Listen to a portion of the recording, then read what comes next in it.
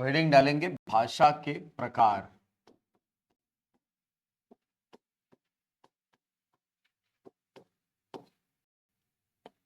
भाषा के प्रकार कहने का मतलब क्या है? देखो, भाषा का मतलब होता है अपने भावों को अभिव्यक्त करने का माध्यम। ठीक है, तो जब हम भाषा के प्रकार कहते हैं तो इसका सीधा सा मतलब होता है कि हम कितने तरीके से अपने भावों को दूसरों तक पहुंचा सकते हैं। तो भावों को संप्रेषित करने के या भावों को दूसरों तक पहुंचाने के तीन अलग अलग तरीके होते हैं। लिखना नहीं है, सुनना है केवल। सबसे पहला तरीका यह होता है कि हम अपने भावों को दूसरों तक पहुंचाएं ध्वनियों का प्रयोग करके। ध्वनियों द्वारा भावों का संप्रेषण किया जाए। और जब हम अपने भावों का संप्रेषण ध्वनियों के प्रयोग द्वारा करते हैं तो इस स्थिति में जो भाषा का प्रारूप बनता है उसको कहा जाता है मौखिक भाषा। यानी मौखिक भाषा भाषा का वह प्रकार है जिसमें हम अपने भावों का संप्रेषण करने के लिए ध्वनियों को आधार बनाते हैं। जैसे मैं आपसे अभी बात कर रहा हूं तो मेरे मुंह से ध्वनियां ही तो आ रही हैं सर। ये ध्वनियां अर्थयुक्त हैं, आप तक पहुंची, आप इसके अर्थ को समझ गए, मतलब ये भावों का क्या हुआ? संप्रेषण हुआ। तो जब हम अपने भावों के संप्रेषण के लिए ध्वनियों का सहारा लेते हैं तो भाषा के इस प्रारूप को कहा जाता है मौखिक भाषा। भावों के संप्रेषण का दूसरा तरीका है ध्वनि चिन्हों द्वारा भाव संप्रेषण करना। ध्वनि चिन्हों द्वारा। और जब ध्वनि चिन्हों द्वारा भावों का संप्रेषण होता है तो भाषा के इस प्रारूप को कहा जाता है लिखित भाषा। अब इसका उदाहरण कौन है सर? क्या है इसका उदाहरण? तो इसका उदाहरण है अखबार, साहित्य, पुस्तकें जो आप पढ़ते हैं। आप जब किताबों को खोलेंगे या जब आप न्यूज़पेपर खोलते हैं तो वहां पर न्यूज़पेपर को या साहित्य को खोलते ही कोई आवाज नहीं आती है। वहां पर बस कुछ चिन्ह बने होते हैं, उन चिन्हों में अर्थ छुपा होता है। और चूंकि आप इस भाषा को समझते हैं तो लिखने वाले का भाव आप तक पहुंच जाता है। जैसे उसने तीन अलग अलग ध्वनि चिन्हों का प्रयोग करके ये शब्द लिखा, आपके दिमाग में एक फूल की आकृति बन गई जिसको ये शब्द, ये जो वर्ण समूह है ये इंगित कर रहा है। मतलब ध्वनि चिन्ह जो है इसका सीधा सा मतलब होता है लिपि। और लिपियों द्वारा जब भावों का संप्रेषण होता है तो भाषा के इस प्रारूप को कहा जाता है लिखित भाषा। तो ध्वनियों द्वारा, ध्वनि चिन्हों द्वारा। तीसरा प्रारूप होता है संकेतों द्वारा भावों का संप्रेषण करना। संकेतों द्वारा। और जब संकेतों द्वारा आप भावों का संप्रेषण करते हैं तो भाषा के इस प्रारूप को कहा जाता है सांकेतिक भाषा। सांकेतिक भाषा। सांकेतिक भाषा का एक सबसे अच्छा उदाहरण है ट्रैफिक सिग्नल। ट्रैफिक सिग्नल को यदि आप ध्यान से देखें तो वहां पर न तो किसी प्रकार की कोई आवाज आती है और न किसी प्रकार का कोई ध्वनि चिन्ह लिख करके आता है। वहां पर केवल तीन प्रकार की लाइटें लगी होती हैं, हर लाइट का अपना एक निहित अर्थ होता है। क्योंकि आप उन अर्थों को समझते हैं, ट्रैफिक नियमों का उन सिग्नल्स के अनुसार अनुपालन करते हैं। मतलब कहने का यह है कि सर संकेतों द्वारा भी भावों का संप्रेषण किया जा सकता है। और जब संकेतों द्वारा भावों का संप्रेषण होता है तो इस प्रारूप को कहा जाता है सांकेतिक भाषा। अब सवाल यह आता है कि सर मान लीजिए क्वेश्चन आ गया एग्जाम में कि भाषा के कितने प्रकार होते हैं, तो आप आंसर करेंगे? आंसर तीन नहीं लेना है, आंसर लेना है दो। ध्यान रखेंगे, ठीक है। सांकेतिक भाषा को भाषा के मूल विभाजन में शामिल नहीं किया जाता, यह बात ध्यान रखिएगा। और ये बात कौन बोलता है? ये बात बोलते हैं आचार्य कामता प्रसाद गुरु। अब ये कौन आदमी है सर? कौन है कामता प्रसाद गुरु? कौन है? अरे जिनके लिखे हुए हिंदी व्याकरण को आप पढ़ते हो वही ये है, ठीक है। जिन्होंने व्याकरण लिखा है उस व्यक्ति का नाम है कांता प्रसाद गुरु, ठीक है। तो हिंदी का व्याकरण किसने लिखा? कांता प्रसाद गुरु ने लिखा है, ठीक। वो अपने व्याकरण ग्रंथ में लिखते हैं कि चूंकि सांकेतिक भाषाओं का व्याकरण लिखना संभव नहीं होता, इसीलिए सांकेतिक भाषा को भाषा के प्रकारों में शामिल नहीं किया जाना चाहिए। और वो भाषा के प्रकार में केवल तो शामिल करते हैं मौखिक भाषा को, और दूसरे प्रकार के अंतर्गत वो शामिल करते हैं लिखित भाषा को, ठीक है। मौखिक भाषा और लिखित भाषा, केवल ये दो प्रकार हैं भाषाओं के जिनको प्रसाद गुरु जो है ये मान्यता देते हैं। तो इसीलिए कभी भी क्वेश्चन आएगा कि भाषा के कितने प्रकार हैं, तो आंसर हमेशा लेना 2, ध्यान रहेगा ये। चलिए अब आगे बढ़ते हैं। ये तो हो गई बात भाषा के प्रकारों की। यहीं से एक ही क्वेश्चन बनता है कि भाषा के कितने प्रकार होते हैं, तो आंसर अपने को पता चल गया। अब अगला भाग, अगला जो भाग है ये है हिंदी का विकास क्रम। हेडिंग डाल लेंगे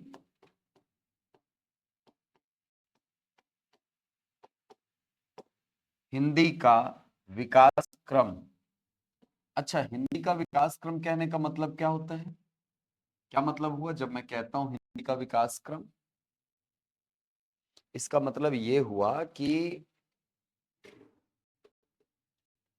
हिंदी भाषा अचानक से पैदा नहीं हुई है ना। ऐसा नहीं हुआ है कि सर एक दिन अचानक से 14 सितंबर को हैप्पी बर्थडे मनाते हैं हम लोग हिंदी भाषा का, तो उस दिन जन्म हुआ था हिंदी भाषा का, ऐसा नहीं। दुनिया में कोई भी भाषा ऐसी नहीं होती जो अचानक से पैदा हो जाए। हर भाषा का अपना एक निश्चित विकास क्रम होता है। हर भाषा डेवलप होती है, धीरे धीरे करके उसका इवोल्यूशन होता है। जैसे जैसे मानव का विकास हुआ है ना, पढ़े हो आप, समुद्र था, समुद्र में कोएजरवेट बने, है ना, कोएजरवेट से फिर धीरे धीरे एक कोशिकीय जीव बना, वो बढ़ते बढ़ते बढ़ते बढ़ते वर्तमान में होमोसेपियंस बना। वैसे ही हर भाषा धीरे करके डेवलप होती है। हर भाषा का एक निश्चित इवोल्यूशन का क्रम होता है। तो अगर आप हिंदी के विकास क्रम की बात करते हैं तो हिंदी भी चूंकि एक भाषा है, इसीलिए ये भी एक निश्चित विकास के क्रम से होकर के आई है। और हिंदी के विकास क्रम का आरंभ माना जाता है संस्कृत से। आपने सुना होगा कि हिंदी का विकास क्रम कहां से आरंभ होता है? संस्कृत से। और चूंकि हिंदी का विकास क्रम संस्कृत से जुड़ा होता है, इसीलिए हिंदी के साथ 2 शब्द जुड़ जाते हैं।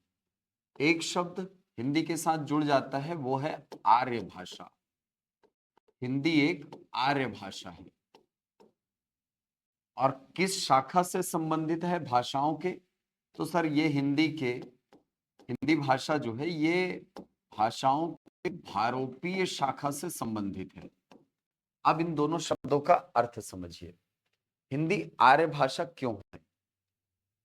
हिंदी का विकास क्रम संस्कृत से जुड़ा हुआ है, और चूंकि संस्कृत आर्यों की भाषा हुआ करती थी, इसीलिए जितनी भाषाएं अपने विकास क्रम में संस्कृत से जुड़ी हुई होती है, वो सारी भाषाएं आर्य भाषाओं के अंतर्गत मानी जाती है। इवन आपको जानकर के आश्चर्य होगा कि जिन भाषाओं के बारे में आप सोच भी नहीं सकते, वो भाषाएं भी इसमें आती हैं। जैसे जर्मन भाषा एक आर्य भाषा है। इटालियन भाषा एक आर्य भाषा है। इसके अलावा भारत में बोली जाने वाली लगभग 90% भाषाएं और बोलियां वो आर्य भाषाओं के अंतर्गत ही आती हैं, क्योंकि इन सभी का विकास क्रम कहीं ना कहीं संस्कृत भाषा से ही जुड़ा हुआ है। तो हिंदी का विकास क्रम भी चूंकि संस्कृत से जुड़ा है, इसीलिए हिंदी भाषा भी क्या है? आर्य भाषा है। अब सवाल आता है कि सर ये भारोपीय का मतलब क्या होता है? भारोपीय का मतलब है, देखो भारोपीय शब्द जो है ना, ये 2 शब्दों से मिलकर बना है। एक शब्द है भारत और दूसरा शब्द है यूरोपीय। भारत और यूरोपीय शब्द से बना हुआ है भारोपीय। और भारोपीय शब्द जो है ये बेसिकली एक भाषा समूह का नाम है। पूरी दुनिया में जितनी भाषाएं बोली जाती हैं वर्तमान में, उन सभी भाषाओं को 13 भाषा परिवारों में बांटा गया है। कुल 13 भाषा परिवार हैं। इन 13 भाषा परिवारों में से एक भाषा परिवार का नाम है भारोपीय शाखा। और इसके अंतर्गत वो सारी भाषाएं आती हैं जो कि आर्य भाषाएं हैं और जिनका विकास क्रम एक निश्चित क्रम में हुआ है। जैसे आप जब इस शब्द को देखते हैं ना, तो इसके पीछे मैक्स मुलर का एक सिद्धांत छुपा होता है। मैक्स मुलर का एक सिद्धांत छुपा है, या यूं बोला जाए कि मैक्स मुलर के सिद्धांत से निकल करके भारोपीय शब्द आया हुआ है। आप जब मैक्स मुलर का सिद्धांत पढ़ेंगे तो मैक्स मुलर जो था उसने हड़प्पा सभ्यता समाप्त होने के पीछे एक तर्क दिया था कि शायद आर्य जो थे वो यहां पर आए और आर्यों ने यहां आकर के जो सिंधु घाटी सभ्यता के लोग थे उनको मारा, भगाया और एक नई सभ्यता की नींव डाली जिसको नाम दिया गया, वर्तमान में हम जानते हैं, हड़प्पा सभ्यता या सिंधु घाटी सभ्यता के नाम से। ये जो सभ्यता थी ये भारत में उस समय उत्तर पश्चिम प्रांत में पनप रही थी। पनप रही थी क्या? अपने विस्तार पर थी। बहुत बड़े भूभाग में था। 2,99,000 जो किलोमीटर है, वर्ग किलोमीटर, ये इसका विस्तार था। तो बहुत बड़े भूभाग में हड़प्पा काल हमको या हड़प्पा सभ्यता जो है इसका विस्तार हमको मिलता है। तो जब इस सभ्यता के खत्म होने के बारे में विचार किया गया तो अलग अलग जो विद्वान थे उन्होंने अपने अलग अलग दिए। कुछ ने कहा कि शायद पर्यावरणीय कारणों से हड़प्पा सभ्यता जो है इसकी समाप्ति हुई होगी। पर्यावरणीय कारण जैसे जलवायु परिवर्तन हो गया होगा या कोई और। कुछ ने कहा कि नहीं नहीं, पहले यहाँ से एक नदी बहती थी, वो नदी धीरे धीरे करके अपना रास्ता बदल ली, तो यहाँ पर लोग जो थे वो न तो कृषि करने में सक्षम हो पाए और न किसी प्रकार के, मतलब अब जीने के लिए जीवन तो जरूरी है ना यार, मानव जीवन के लिए। और क्योंकि जीवन जल का जो अभाव है वो एक बहुत बड़े स्तर पर विनाश लेकर के आया और धीरे धीरे करके ये सभ्यता खत्म हो गई। एक ये मत मिलता है। एक मत ने ये कहा कि भाई एक बहुत बड़ा जल प्लावन हुआ, बाढ़ आई और बाढ़ में ये सभ्यता समाप्त हो गई। तो अलग अलग लोग जो थे वो अलग अलग मत अपना दे रहे थे। तो इसी क्रम में एक नाम आता है मैक्स मुलर का। मैक्स मुलर जो था वो जर्मन विद्वान था, जर्मन का था, जर्मनी का। और उस महानुभाव ने ये मत दिया कि भारत में आर्य सभ्यता जो थी, जो पहले सिंधु घाटी सभ्यता में थी, उस सिंधु घाटी सभ्यता के समाप्त होने के पीछे आर्यों के आक्रमण का एक कारण बनता है। और उसने कहा कि भाई आर्य जो थे वो भारत के थे, भारत के नहीं थे, सॉरी, आर्य जो थे वो भारत के नहीं थे। तो बाकियों ने पूछा सर इसका तो फिर कहाँ के थे? तो उसने कहा कि वो भारत के नहीं थे, वो आए थे मध्य एशिया वाले देशों से। और कहीं ना कहीं ये जो इनका मत था, ये जो मैक्स मुलर है, इनका जो मत था वो कहीं ना कहीं इस बात की ओर इशारा करता है कि वो भारत की जो प्राचीन भाषा थी, संस्कृत भाषा, उसको एक तरीके से डिफेम करना चाहते थे। मतलब उसकी जो प्रामाणिकता थी और उसकी जो प्रतिष्ठा थी उसको धूमिल करने का एक प्रयास था। क्योंकि कहीं ना कहीं हमारे भारत में ये मान्यता थी, ये माना जाता, अभी भी माना जाता है कि संस्कृत जो है वो प्राचीनतम भाषा है, प्राचीनतम भाषा है। और इस बात को यूएनएस्को भी मानता है। यूएनएस्को के बाहर में, जब आप ऑफिस के बाहर जाते हैं तो वहां पर बाकायदा ऋग्वेद का जो कवर पेज है वो लगा हुआ है और उसमें लिखा है the oldest written document of human history. मतलब भारतीय इतिहास का रिटन डॉक्यूमेंट जो हमारे पास है और प्राचीनतम है वो ऋग्वेद है। ये यूएनएस्को ने लिख के रखा है। तो ये जो अंग्रेज थे उनको तो ये बात गंवाना ही थी ना सर। उनको तो ये था कि हम कैसे भी करके भारतीयों को कमतर दिखाएं, एक इंफीरियोरिटी कॉम्प्लेक्स उनके अंदर भरे, जिससे कि वो अपने धर्म को, अपनी संस्कृति को छोड़ करके पाश्चात्य संस्कृति और पाश्चात्य धर्म की तरफ आकर्षित हों। तो मैक्स मुलर ने यह सिद्धांत दिया और कहा कि आप जिस भाषा पर गर्व करते हो संस्कृत भाषा, वो वास्तव में सबसे पुरानी भाषा है ही नहीं।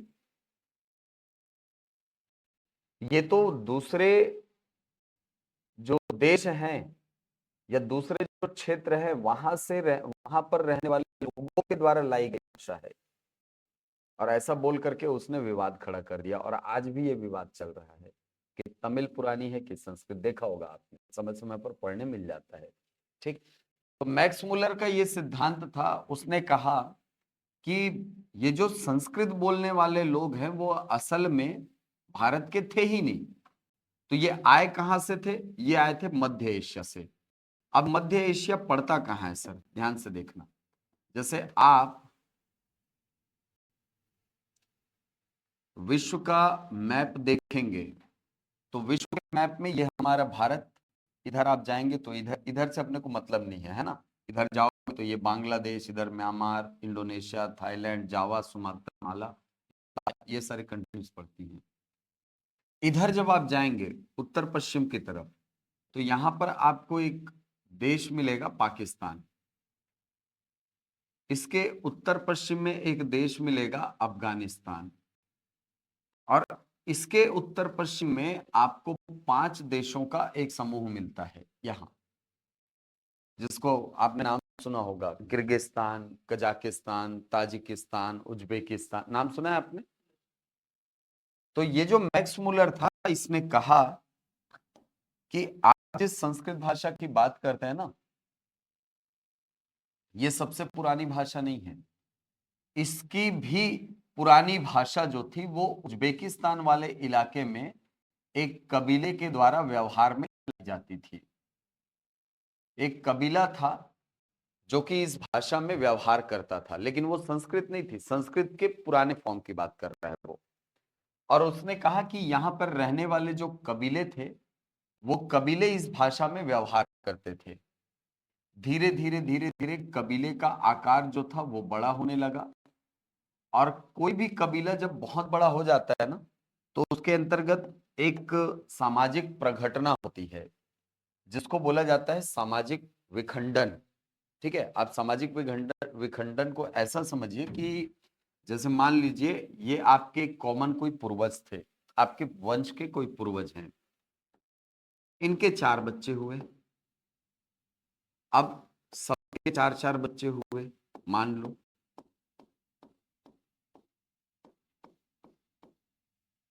अब इनके भी 4 बच्चे हुए, इनके भी 4 बच्चे हुए, इनके भी जब 4 बच्चे हुए तो अब ये संभावना है कि ये जो व्यक्ति है वो इस व्यक्ति से बहुत ज्यादा अटैच नहीं रहेगा, है कि नहीं? आप खुद, आप क्या 4 पीढ़ी पहले वाले पूर्वज से आने वाली सभी शाखाओं को जानते हो? आप खुद नहीं जानते होगे। 4 या 5 पीढ़ी पहले वाले शाखा से या मूल से निकले हुए जो ब्रांचेस हैं उन सबको आप नहीं जानते होगे। जानते हो क्या? ठीक है, मतलब आप ये आपके मान लो ये आप हो, ये पिताजी हुए, ये दादाजी हुए, ये उनके पिताजी हुए, ये उनके पिताजी हुए। तो यहां से आने वाली सारी शाखाओं को आप नहीं जानते हो सकता है आप इसको इस शाखा से नहीं जोड़ सकते हो, आप नहीं जानते हो, नहीं पहचानते हो, या आप हो तो आप इस व्यक्ति से आने वाली शाखा को नहीं जान रहे होगे। हो सकता है, संभावना ऐसी होती है। और ऐसी स्थिति में इस व्यक्ति को इस व्यक्ति से या इस व्यक्ति से दूर जाने में कोई बहुत ज्यादा तकलीफ नहीं होती है। ठीक है? अगर एक भाई को दूसरे भाई से परमानेंटली अलग करने की बात करोगे ना तो शायद वो वहां पर बहुत ज्यादा मतलब स्थिति खराब हो जाए, क्योंकि वो तो भाई है ना यार, सगा भाई।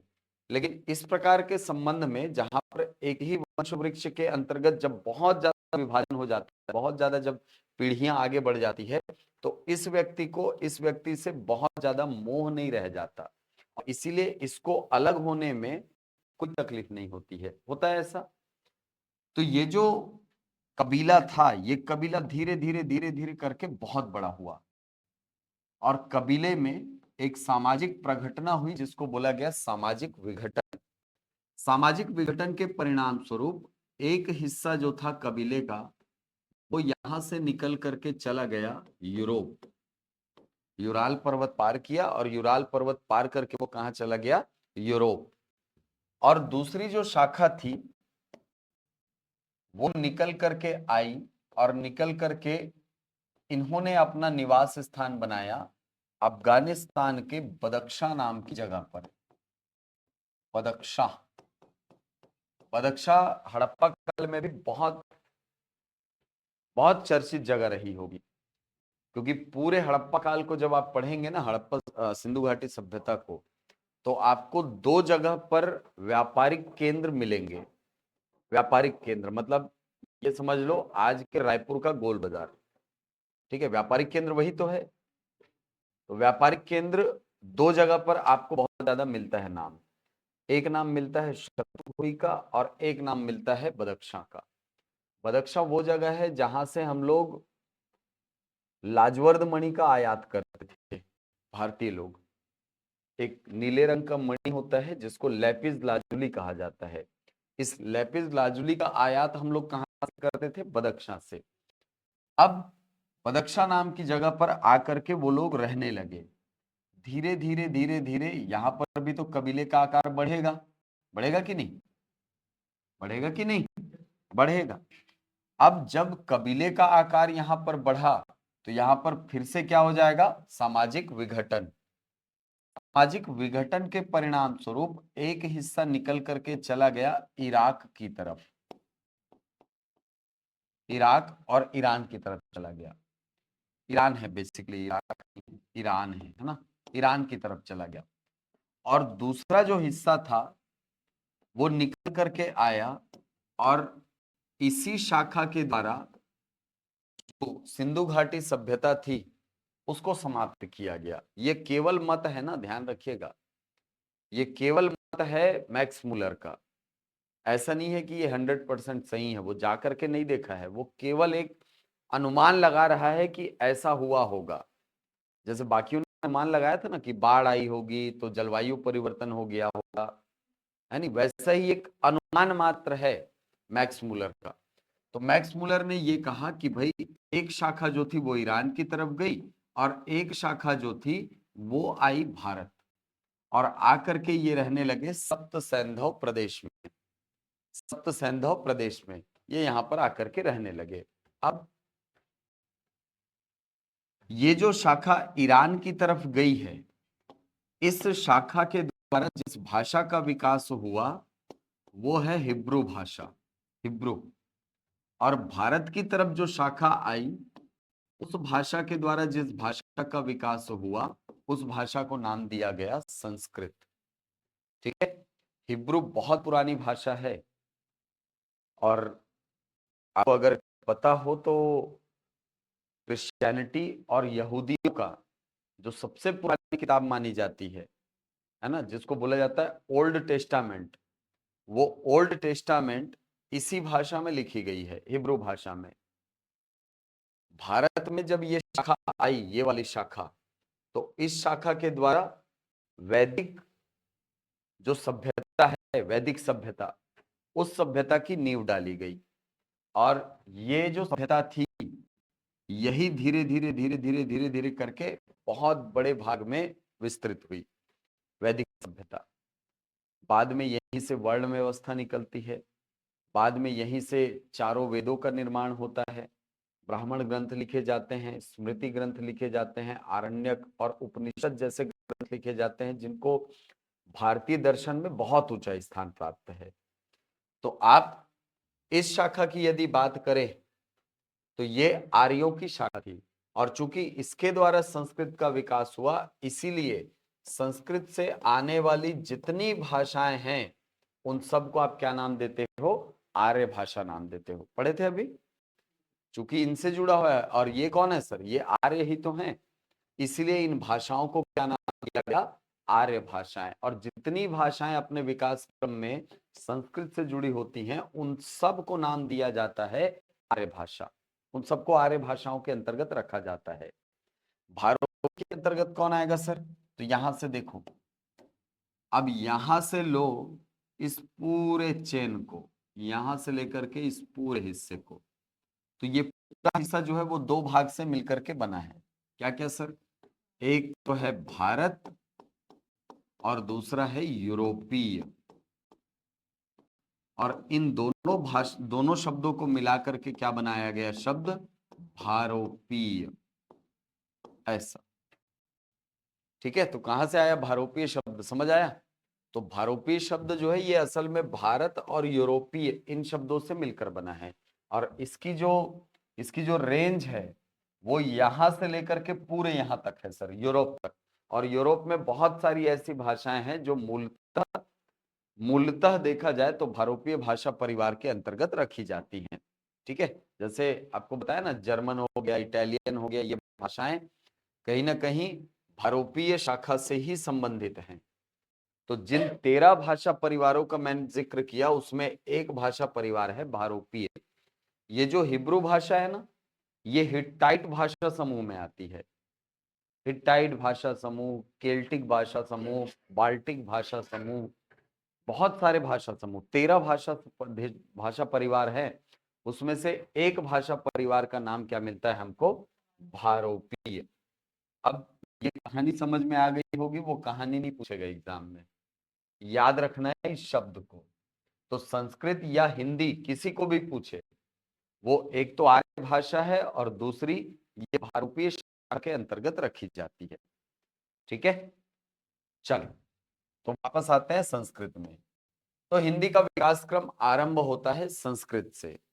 और चूंकि संस्कृत से हिंदी का विकास क्रम आरंभ होता है, इसीलिए संस्कृत को हिंदी की आदि जननी भाषा कहा जाता है। ध्यान रखेंगे, हिंदी की आदि जननी भाषा।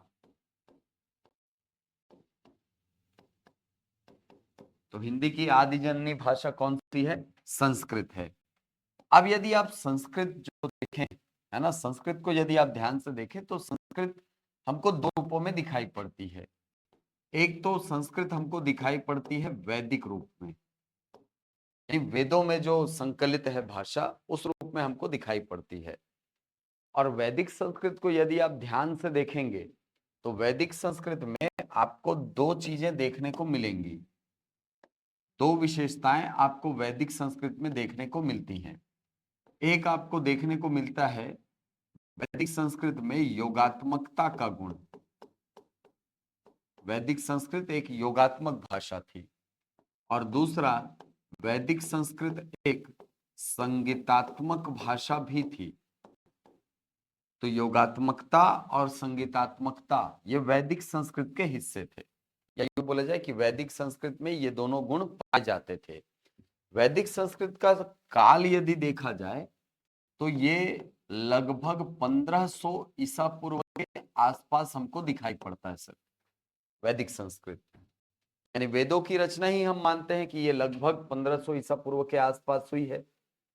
तो वैदिक संस्कृत का काल माना जाता है 1500 ईसा पूर्व के आसपास। ठीक, अब सवाल ये आता है कि सर वैदिक संस्कृत की योगात्मकता और संगीतात्मकता का मतलब क्या है? देखो, वैदिक संस्कृत को योगात्मक कहने के पीछे कारण है इसकी लिपि, इसको लिखने का तरीका। जैसे हम हिंदी लिखते हैं, तो हिंदी जब लिख रहे हैं तो देखो, हिंदी का विकास क्रम अलग अलग लिखा है हमने। वैदिक शब्द अलग लिखा, संस्कृत अलग लिखा, हिंदी अलग लिखा, की अलग लिखा, आदि लिखा, जननी अलग लिखा, भाषा अलग लिखा। मतलब जब हम वर्तमान में हिंदी का प्रयोग करते हैं तो हम इन शब्दों के ऊपर वाले लाइन को बीच बीच में तोड़ते हैं। तोड़ रहे हैं ना?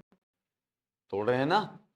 इस ऊपर वाले लाइन को बोला जाता है शिरोरेखा। तो हिंदी की ये खासियत है कि सर वहां पर आपको शिरोरेखा खंडित मिलती है। लेकिन आप वैदिक संस्कृत को देखना कभी, जैसे मैं अभी दिखाता हूं आपको वैदिक संस्कृत। वैदिक संस्कृत को यदि आप ध्यान से देखेंगे ना तो आपको पता चलेगा कि सारे शब्द आपको एक ही लाइन में लगे हुए दिखते हैं। वैदिक संस्कृत इमेज में दिखाता हूं मैं।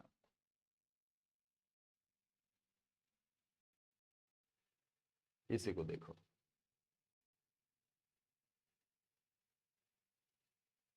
सामवेद, ये देखो, इसको आप ध्यान से देखिए। यहां पर कहीं पर भी शिरोरेखा का खंडन हुआ है? ऐसा नहीं लग रहा वहां से लेकर के यहां तक एक ही शब्द है, लग रहा है ना? वैसे ही यहां से चालू करो, ये ऐसे लग रहा है कि सर ये पूरा, ये पूरा, ये पूरा और ये पूरा, यहां तक ये एक ही शब्द है, लग रहा है ना? ये केवल भ्रम है हमारा। ऐसा नहीं है कि ये केवल एक ही शब्द है, या यहां से लेकर के यहां तक एक ही शब्द है, नहीं नहीं, यहां पर बहुत सारे शब्द हैं, लेकिन चूंकि ऊपर वाली लाइन को बीच बीच से तोड़ा नहीं गया है, तो ये इल्यूजन क्रिएट हो रहा है सर कि यहां पर केवल एक शब्द है। हमको भ्रम होने लग गया है कि एक लाइन में सर एक ही शब्द लिखा है क्या, ये भ्रम की स्थिति हो रही है। तो जब सारे शब्दों को आपस में इस प्रकार जोड़ करके लिखा जाता है, तो भाषा के इस गुण को कहा जाता है योगात्मकता। योग मतलब जुड़ा होना, है कि नहीं? और सारे शब्दों को आपस में जोड़कर लिखा जाता है, इसीलिए वैदिक संस्कृत कैसी थी? योगात्मक भाषा थी। अब दूसरी बात कि सर वैदिक संस्कृत संगीतात्मक भी तो थी। हाँ बिल्कुल संगीतात्मक थी, यानी वैदिक संस्कृत को पढ़ा नहीं जाता था सर, वैदिक संस्कृत को गाया जाता था। वैदिक संस्कृत को गाया जाता था, वेदों का गायन होता था, पठन नहीं होता था। इसके पीछे कारण क्या है सर? इसके पीछे कारण है वैदिक ग्रंथों का श्रुति ग्रंथ होना। श्रुति ग्रंथ कहने का मतलब होता है ऐसे ग्रंथ जिनको एक पीढ़ी से दूसरी पीढ़ी हस्तांतरित करने के लिए श्रवण का सहारा लिया जाता है। मतलब उस समय हमारे पास उपनिषद की परंपरा हुआ करती थी, आपको पता होगा ये। उपनिषद की परंपरा में होता ये था कि शिष्य जो था वो गुरु के सामने बैठते थे, और गुरु जो है वो याद करवाने का प्रयास करते थे शिष्यों को। वो चारों वेदों को कंठस्थ करवाते थे। और आपको पता होगा कि पैराग्राफ वाली चीजें जो होती है ना, वो याद करने में थोड़ी तकलीफ देह होती हैं। ठीक है, अगर मैं आपको ये बोलूं कि चलो भाई कल कल आपने कोई ना कोई किताब तो पढ़ी होगी, कल पढ़े हो कि नहीं? पढ़े हो? कल पढ़े हो ना? अखबार पढ़े होगे, कुछ भी पढ़े होगे, जो भी चीज पढ़े हो वो मुझे एकदम शब्दशः एज इट इज सुना के दिखाओ, एज इट इज, काका की नहीं होना चाहिए।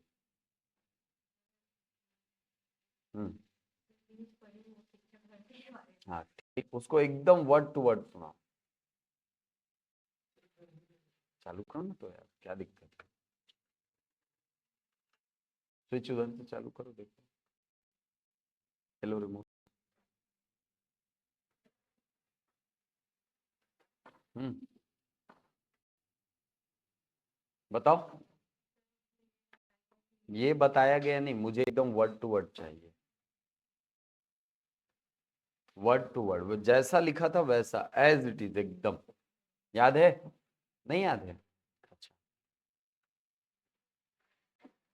गाना याद है? अरे नहीं, मजाक नहीं कर रहा हूँ, पूछ रहा हूँ मैं, गाना याद होता है?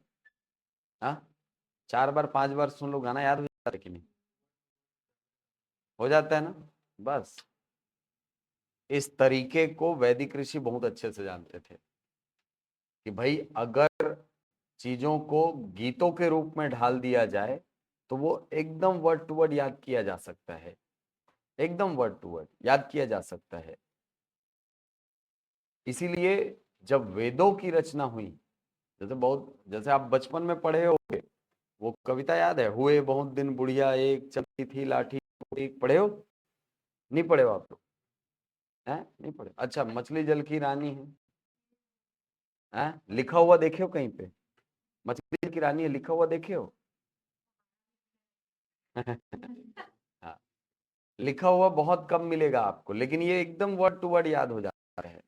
याद हो जाता है ना? क्यों याद हो जाता है? गाने के फॉर्म में है। हाँ, इस चीज को ना वैदिक ऋषि जो थे वो बहुत अच्छे से जानते थे, और उन्होंने इस बात को समझ लिया कि अगर मुझे किसी वैदिक ज्ञान को या किसी भी ईश्वरीय ज्ञान को एक पीढ़ी से दूसरी पीढ़ी हस्तांतरित करना है तो वो पैराग्राफ वाले रूप में नहीं की जा सकती, है कि नहीं? क्योंकि उस समय लेखन सामग्री तो थी नहीं, उस समय ओरली चलता था सारा चीज। तो जब गुरु अपने शिष्य को याद करवाते थे तो वो कविताओं को याद करवाना ज्यादा आसान होता था। इसीलिए वैदिक ऋषियों ने वेदों की भाषा कैसी रखी? संगीतात्मक रखी। और इसीलिए वेदों को जब आप पढ़ेंगे तो आपको अनेक छंदों का उल्लेख मिलेगा।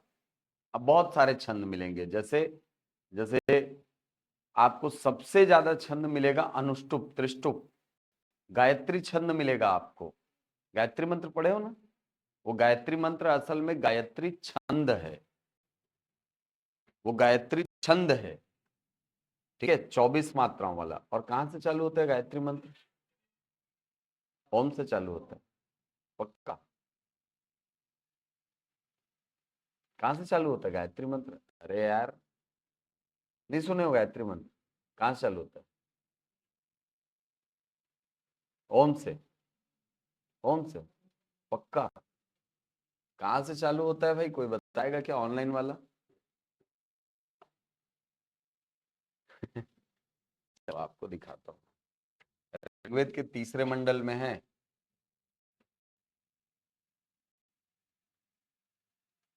आपको दिखाता हूँ मैं कहां से चालू होता है ये मंत्र। ऋग्वेद के तीसरे मंडल का 62वां सूक्त है, 10वीं ऋचा।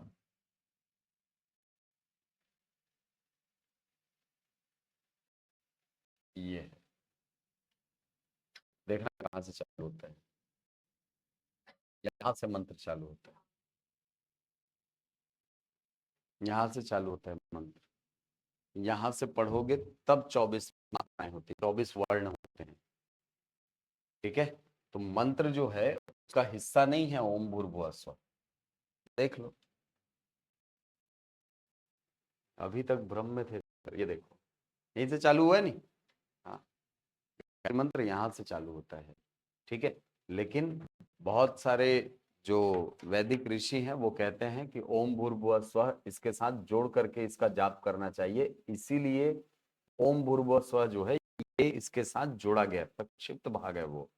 लेकिन विश्वामित्र ने जो मंत्र लिखा है वो तत्सवितुर्वरेण्यम से चालू होता है, ठीक है। चलो, तो ये तो हो गई बात गायत्री मंत्र की। तो गायत्री मंत्र असल में एक छंद है, 24 मात्र, 24 वर्णों वाला, ठीक है। और जहां छंद होगा वहां पर गायन हो सकता है सर, वहां पर पढ़ना नहीं हो सकता। जैसे आप कितनी भी कोशिश कर लो, अगर आपको हनुमान चालीसा को याद करना है ना तो उसको गाना पड़ेगा।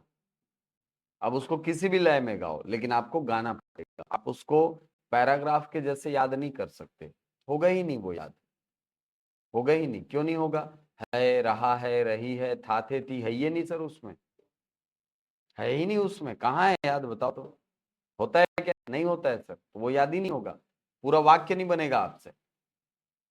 वो कविता के रूप में है, चौपाइयों के रूप में है, ठीक है। हाँ, तो वैदिक संस्कृत में एक तो योगात्मकता है और दूसरी संगीतात्मकता है। तो संगीतात्मक इसलिए बनाया गया वैदिक संस्कृत को क्योंकि इसको याद करवाना था, और संगीत जो है वो कंपेरेटिवली ज्यादा आसान होता है याद कराने में। इसीलिए वैदिक संस्कृत की एक प्रवृत्ति कैसी है? संगीतात्मक है। अब वैदिक संस्कृत जो है ये धीरे धीरे धीरे धीरे करके सरलीकृत होता है। क्यों होता है सर? कि वो भाषा का गुण है, भाषा का ये गुण होता है कि वो धीरे धीरे धीरे धीरे करके बदलती रहती। कल ही पढ़े हम लोग, है कि नहीं? तो वैदिक संस्कृत भी एक भाषा है, तो क्या वैदिक संस्कृत अपना रूप नहीं बदलेगी? बिल्कुल बदलती है सर।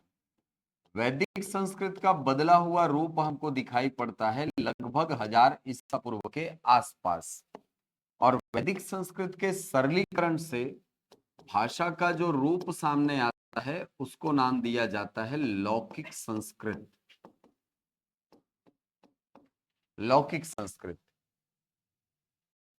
लौकिक संस्कृत, लौकिक संस्कृत वो संस्कृत है जिसको आपने स्कूलों में पढ़ा है, जिसमें कहानियां लिखी गई, है कि नहीं? जिसमें उपन्यास आपको मिल जाएंगे संस्कृत में। तो संस्कृत, वैदिक संस्कृत जब सरलीकृत हुई तो वैदिक संस्कृत के सरलीकरण से कौन सी भाषा सामने आई? लौकिक संस्कृत। और आगे बढ़ते हैं, लौकिक संस्कृत भी तो एक भाषा है सर, तो इसका भी तो सरलीकरण होगा, बिल्कुल होगा।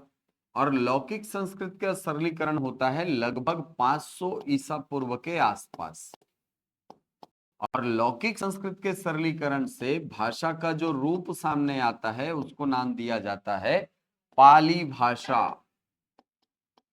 पाली भाषा, पाली भाषा के बारे में 2 फैक्ट एकदम अच्छे से याद रखना। पहली बात कि सर पाली भाषा बौद्ध साहित्यों की भाषा है, यानी बौद्ध साहित्यों में जिस भाषा का प्रयोग किया गया है वो है पाली भाषा, ठीक है। और दूसरा इसमें याद रखना कि पाली भाषा को भारत की प्रथम जनभाषा या भारत की प्रथम लोक भाषा होने का दर्जा प्राप्त है पाली भाषा को, ठीक है। तो पाली भाषा बौद्ध साहित्यों में बहुत ज्यादा प्रयोग में आई है। इवन गौतम बुद्ध ने भी जब अपनी शिक्षाओं का प्रचार प्रसार करने का प्रयास किया, यानी शुरुआत की जब, तो उन्होंने संस्कृत को माध्यम नहीं बनाया था, ध्यान रखना। उन्होंने किस भाषा को आधार बनाया? पाली भाषा को। और जो उनके जीवन काल के बाद, तुरंत बाद जो 3 पिटक लिखे गए हैं, वो पिटक भी, त्रिपिटक जिनको कहा जाता है, वो तीनों पिटक पाली भाषा में ही लिखे गए हैं, ठीक है। तो हीनयान के जितने साहित्य हैं वो आपको पाली भाषा में ही मिलेंगे। हाँ, महायान वालों ने थोड़ा सा उसमें एक्सपेरिमेंट किया और संस्कृत भाषा में बौद्ध साहित्यों की रचना की, जैसे नागार्जुन है। नागार्जुन जो थे वो महायान शाखा के थे, और उनके जो साहित्य हैं, है ना, नागार्जुन का जो साहित्य है वो हमको देखने को मिलता है कि वो संस्कृत में लिखा हुआ है। बाकी जितने साहित्य आपको मिलते हैं वो सब के सब पाली भाषा से संबंधित हैं। तो बौद्ध धर्म की भाषा क्या थी? पाली भाषा। बौद्ध धर्म का प्रचार प्रसार करने के लिए किस भाषा का प्रयोग किया गया? पाली भाषा, ठीक। अब दूसरी बात कि पाली भाषा भारत की प्रथम जनभाषा थी, बिल्कुल थी। क्यों थी सर? क्योंकि संस्कृत जो थी वो कहीं ना कहीं व्यवहार करने के स्तर पर थोड़ी सी कठिन भाषा थी। मतलब यदि आपको बात करना है तो बात करने के स्तर पर संस्कृत जो है वो थोड़ी सी कठिन भाषा है। लेकिन पाली भाषा ऐसी भाषा थी जिसमें जिसमें व्याकरणिक रूप से बहुत ज्यादा सरलता थी। संस्कृत की तुलना में बहुत ज्यादा आसान थी पाली भाषा, और उस समय लोगों में इसीलिए प्रचलित भी थी। और लोगों में प्रचलित थी इसीलिए तो गौतम बुद्ध ने इस भाषा को आधार बनाया। समझ आई बात? लिंक कर पा रहे हो? लोगों में प्रचलित थी इसीलिए गौतम बुद्ध ने अपनी शिक्षाओं का प्रचार प्रसार इसी भाषा में किया, क्योंकि लोगों से जुड़ने का सबसे अच्छा माध्यम है उनकी भाषा, है कि नहीं? कोई भी आता है विदेशी बोलता हूँ यार, मतलब कोई भी मंत्री वगैरह आता है जो सेंट्रल मिनिस्टर, आप देखना वो क्या बोलेगा, पहला शब्द छत्तीसगढ़ आएगा तो क्या बोलता है? छत्तीसगढ़िया सबले बढ़िया, बोलता है कि नहीं? जय जोहार। क्यों? क्यों सर? क्योंकि आपसे वो जुड़ना चाहता है, ठीक है। किसी भी व्यक्ति से, अरे अपनी भाषा में अपनापन होता है यार, अपनापन होता है, ठीक है। आप मान लो कहीं बाहर गए हो, न्यूयॉर्क गए हो 1 हफ्ते के लिए, 2 दिन में बोर हो जाओगे वहां, कि आपकी भाषा में बात करने वाला कोई आदमी नहीं है वहां, है कि नहीं? 2 दिन में बोर हो जाओगे आप, अगर वहां की भाषा नहीं आती तो।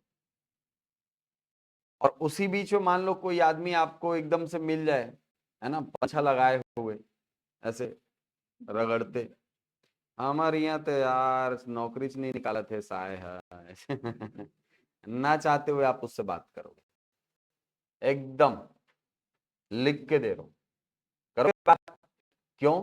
भाषा के कारण, क्योंकि भाषा जुड़ने का माध्यम है, भाषा संवाद का तरीका है, भाषा में अपनत्व होता है। और यही कारण है कि गौतम बुद्ध जब लोगों से जुड़ना चाहते थे तो लोगों की भाषा में ही जुड़ने का प्रयास किया उन्होंने। और उन्होंने जिस भाषा को माध्यम बनाया वो भाषा कौन सी थी? पाली भाषा थी। अब ये जो पाली भाषा है इसका सरलीकरण होता है लगभग पहली सदी के आसपास, फर्स्ट सेंचुरी के आसपास। और पाली भाषा धीरे धीरे धीरे धीरे धीरे धीरे करके सरलीकृत हो करके जिस रूप में आई उस भाषा को नाम दिया गया प्राकृत भाषा। प्राकृत भाषा, प्राकृत भाषा के बारे में फेमस तथ्य ये है, दो तथ्य इसमें भी लिख लो, कि प्राकृत भाषा भारत की सीमा के अंतर्गत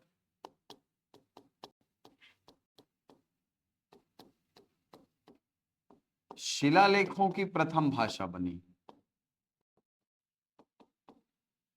शिलालेखों की प्रथम भाषा कौन सी बनी? प्राकृत भाषा। ठीक है। क्यों सर, क्यों ऐसा बोल रहे हैं? क्योंकि हमारे पास अभी तक ज्ञात पढ़े जा सकने योग्य शिलालेख यदि किसी के हैं तो वो हैं सम्राट अशोक के। भयंकर पराक्रमी राजा, बहुत पराक्रमी। तो उन्होंने अपने लोगों से जुड़ने के लिए, मतलब अपनी जनता से जुड़ने के लिए अनेक शिलालेख, लघु शिलालेख, गुफालेख ये सारे उत्कीर्ण करवाए। और जिस भाषा में उत्कीर्ण कराया गया है वो भाषा कौन सी है? प्राकृत भाषा है। ठीक है। तो प्राकृत भाषा भारत की सीमा के अंतर्गत शिलालेखों की प्रथम भाषा बनी है, ये ध्यान रखेंगे। दूसरी बात कि सर प्राकृत भाषा जो है ये भारत की प्रथम राजभाषा है। भारत की प्रथम राजभाषा है। जनभाषा बोलेगा तो पाली, लोक भाषा बोलेगा तो पाली, लेकिन राजभाषा बोलेगा तो प्राकृत। ठीक है। प्राकृत भाषा ये भारत की प्रथम राजभाषा है। राजभाषा कहने का मतलब होता है राज्य की भाषा। अब उस समय चूंकि राजतंत्रात्मक प्रणाली थी तो इसीलिए जो राजा है वो अपनी प्रजाओं से जिस भाषा में बात करेगा, जिस भाषा में पत्र व्यवहार करेगा, उसी भाषा को ही राजभाषा कहा जाएगा। तो राजा जो है वो लोगों से जुड़ने के लिए शिलालेख खुदवा रहा है सर। और वही शिलालेख जो है वो पढ़ करके जो राज्य के लोग हैं वो अपना व्यवहार और अपना चिंतन निर्धारित कर रहे हैं। इसलिए भारत की प्रथम राजभाषा किसको बनाया गया, किसको माना गया? प्राकृत भाषा को माना गया। ठीक। अब प्राकृत भाषा भी आखिरकार है तो भाषा सर। तो प्राकृत भाषा भी धीरे धीरे धीरे धीरे करके विकसित होती है और लगभग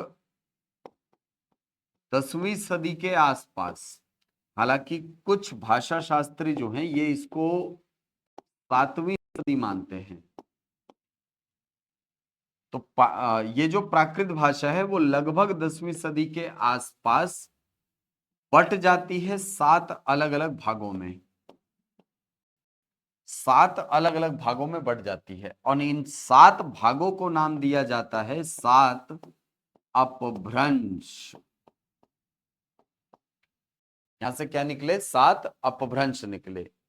अब ये 7 अपभ्रंश कौन से थे सर? देखो प्राकृत भाषा जो है ये 7 भागों में टूट रही है एक तरीके से बोला जाए। ठीक है। तो भाषा कैसे टूटती है सर? क्षेत्रीयता के हिसाब से।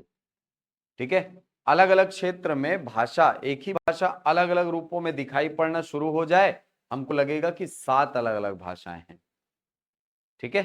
तो प्राकृत भाषा भी 10वीं सदी के आसपास 7 अलग अलग खंडों में बटी। अब ये 7 भाग कौन से थे सर? तो देखिए भारत को यदि आप ध्यान से देखेंगे तो प्राचीन भारत बहुत विस्तृत था।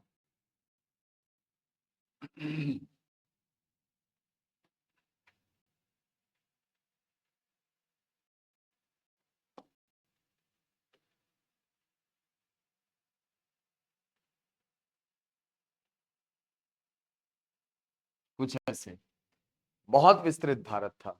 ठीक। अब प्राकृत प्राकृत भाषा क्षेत्रीयता के आधार पर बट रही है। कितने भागों में? 7 भागों में। तो सबसे पहला भाग जो है इसका विकास हुआ है पाकिस्तान के सिंध वाले प्रांत में, और इसको नाम दिया गया ब्राचड़ अपभ्रंश। ये ब्राचड़ अपभ्रंश है सर। दूसरे अपभ्रंश का विकास हुआ है पश्चिमी दिल्ली से लेकर के गुजरात वाले इलाके में। यहां इस अपभ्रंश को नाम दिया गया शौरसेनी अपभ्रंश। तीसरे अपभ्रंश का विकास हुआ है यहां सर, पंजाब वाले इलाके में, और इस अपभ्रंश को नाम दिया गया पैशाची अपभ्रंश। इसके बाद एक अपभ्रंश का विकास हुआ इस पहाड़ी इलाके में यहां, और इस अपभ्रंश को नाम दिया गया खस अपभ्रंश। ये खस अपभ्रंश है। इसके बाद एक अपभ्रंश का विकास हुआ है इस मगध वाले प्रांत में। पूर्व काल में यही जो क्षेत्र है इसी को बोला जाता था मगध प्रांत, ठीक है। और इस मगध वाले प्रांत में जो भाषा विकसित हुई उसको नाम दिया गया मागधी अपभ्रंश। एक अपभ्रंश का विकास हुआ है इस भूभाग में यहां, इसमें हमारा छत्तीसगढ़ भी आ गया। यहां पर जिस भाषा का विकास हुआ इसको नाम दिया गया अर्धमागधी। और एक अपभ्रंश का विकास होता है महाराष्ट्र और गोवा वाले हिस्से में, इसको नाम दिया गया महाराष्ट्री अपभ्रंश। तो इस प्रकार से प्राकृत भाषा विखंडित होकर के कितने भागों में बट गई? 7 भागों में, और इन 7 भागों को नाम दिया गया 7 अपभ्रंश, ठीक है। कालांतर में इन्हीं 7 अपभ्रंशों से आधुनिक भाषाओं का विकास हुआ है। मतलब यहीं से ब्राचड़ से सिंधी भाषा निकली, शौरसेनी से गुजराती, मारवाड़ी, राजस्थानी, ब्रज भाषा का विकास हुआ, पैशाची से पंजाबी भाषा निकली, खस अपभ्रंश से पहाड़ी, गढ़वाली, कुमाऊनी जैसी भाषाएं विकसित हुई, मागधी अपभ्रंश से आप यहां से चलेंगे तो भोजपुरी, यहाँ भोजपुरी, इसके अलावा ओडिया, बंगाली, असमिया, मैथिली, नेपाली, इन भाषाओं का विकास कहां से हुआ? मागधी अपभ्रंश से हुआ। अर्धमागधी अपभ्रंश से 3 प्रमुख भाषाएं निकली, अवधी, बघेली और छत्तीसगढ़ी। अवधी, बघेली और छत्तीसगढ़ी कहां से निकली हैं? अर्धमागधी अपभ्रंश से। महाराष्ट्रीय अपभ्रंश से निकली है मराठी और कोंकणी भाषा, ठीक। तो आज आप जिन भाषाओं का अस्तित्व देखते हैं उन भाषाओं का विकास कहीं ना कहीं छुपा हुआ है इन अपभ्रंशों में। अब सवाल यह आता है कि सर हिंदी का विकास कहाँ हुआ? हिंदी का विकास हुआ है इन 7 अपभ्रंशों वाले क्षेत्र में, और इसीलिए हिंदी को बांटना आसान हो जाता है सर। कैसे बांटना आसान हो जाता है? पूर्वी हिंदी और दूसरी ओर आप किसको रखेंगे? सॉरी मैं उल्टा लिख रहा हूं।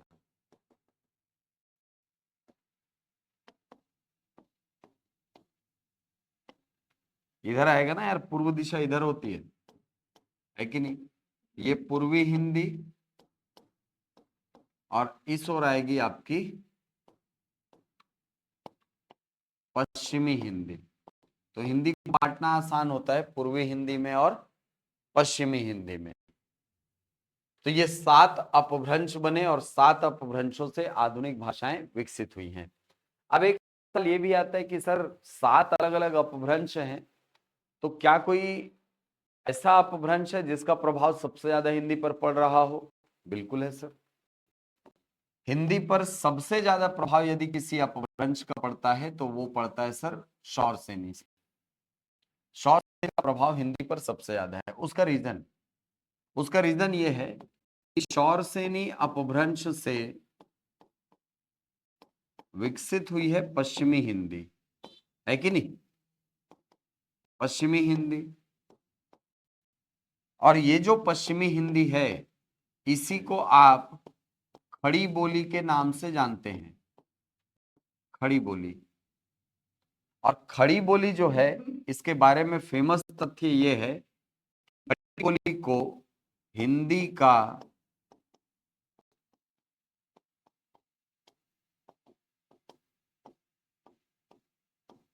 मानक स्वरूप माना जाता है।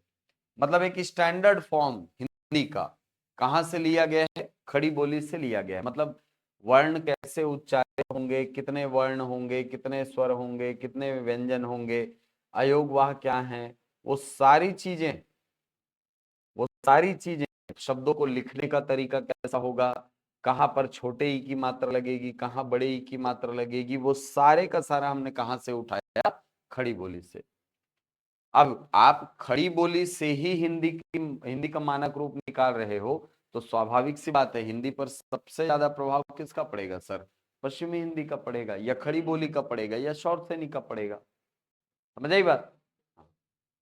तो ये 7 अपभ्रंश है और इनसे बनने वाली बहुत सारी भाषाएं हैं। अब ये जो 7 अपभ्रंश थे, भाषा शास्त्रियों का मत है कि ये 7 अपभ्रंश धीरे धीरे धीरे धीरे धीरे धीरे करके अवहट्टों में बदल गए और कालांतर में इन्हीं अवहट्टों से हिंदी भाषा का विकास माना जाता है। ठीक है, तो अपभ्रंश क्या है, अपभ्रंश प्राकृत भाषा के टुकड़े हैं और अवहट्ट क्या है, अपभ्रंश का टुकड़ा रूप है। ठीक है, या अपभ्रंश के बिगड़े रूप को आप क्या कहते हैं, अवहट्ट कहते हैं। क्लियर है। चल, तो यहां से आपको याद क्या रखना है, यहां से याद रखने के लिए सबसे जरूरी चीज तो है ये सीक्वेंस, है कि नहीं। सबसे ज्यादा जरूरी क्या है इसमें, सीक्वेंस। सीक्वेंस अच्छे से याद रखना, वैदिक संस्कृत, लौकिक संस्कृत, पाली, प्राकृत, अपभ्रंश, अवहट्ट, हिंदी। ठीक है। अब यहां पर जो मैंने आपको बीच बीच में फैक्ट बताया ना, इन फैक्ट्स को बहुत अच्छे से तैयार करना। वन लाइनर में कई बार एग्जाम में क्वेश्चन देता है और क्योंकि हम इसको छोड़ दिए रहते हैं तो हमसे बनता नहीं है, तो अब वो गलती मत करना। यदि आप इस सीक्वेंस को पढ़ रहे हो तो इसके साथ में कम से कम ये फैक्ट को एक नजर मार के जाना है। ठीक है। हाँ, अपभ्रंशों की संख्या कितनी थी, क्वेश्चन आता है, कितनी थी, 7 थी सर, ये क्वेश्चन आता है। ठीक है, चलो, तो ये है हिंदी का विकास क्रम।